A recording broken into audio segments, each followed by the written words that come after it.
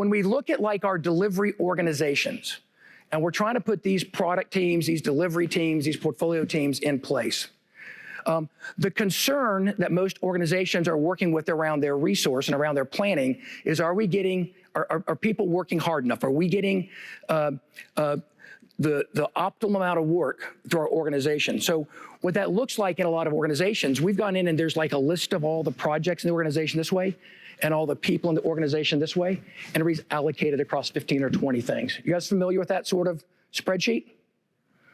Right? So what about for the individual that's working on one of those teams? How effective are they?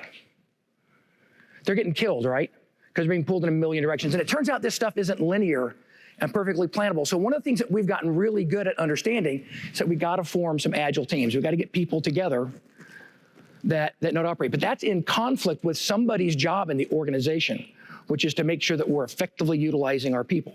So we have to go sit down with the groups that are doing those big spreadsheets and have conversations about what does it really mean to produce an optimal amount of work through a team, because teams are the only way to maximize the throughput of the organization. We get more dollars out the door when we encapsulate the right things and orchestrate the longer time span things appropriately.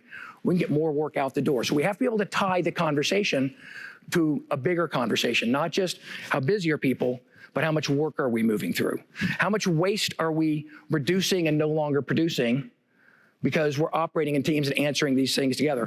One of the things we're finding a lot of across the board, and it's happened with several of y'all, is how much stuff are we not building that we might have built because we didn't have the ability to connect anything, right? So being able to get super clear in this aligned organization where the delivery teams are aligned with our customers and markets allows us to produce more value. And it's not a moral thing about we want to do Scrum and we want to do things correctly.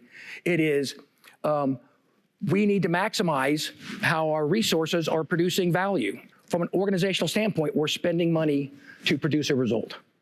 And the optimal way to spend money to produce a result is to form well-formed teams that are relatively persistent, that stay aligned with the interest of the organization we're trying to accomplish, either our products or our capabilities or our value streams, and then find out what the maximum capacity is that that team can produce, can consume, and maximize the throughput. Like if there's too few cars on the road, it's a problem. There's too many cars on the road.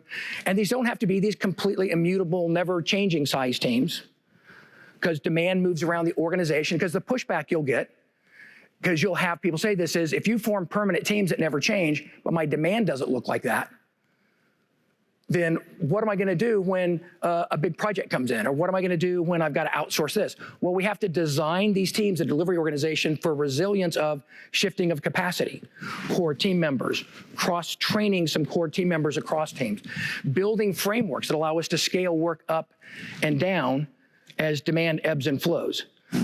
Maybe you don't outsource your most important capabilities 100% to a vendor that then you have no control over, and when the contract's over, nobody's running your product anymore. Like, there's probably some things that we can do around how we design the teams to optimize the throughput today and in the future for that work.